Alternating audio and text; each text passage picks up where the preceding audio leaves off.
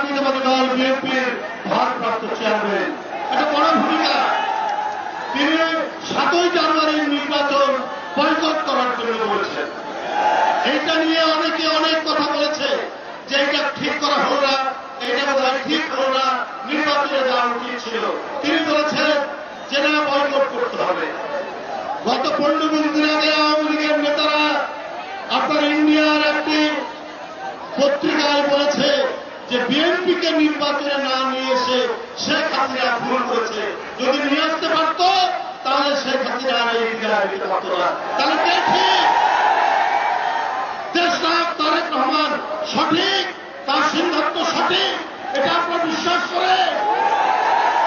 বন্ধুরা আমার, তার এই সিদ্ধান্তের পরিপ্রেক্ষিতে একটি উত্তাল আন্দোলনে শেখ হাসিনার পতন হয়ে আমরা একটু মুক্ত বাতাসে শ্বাস নিতে পারছি।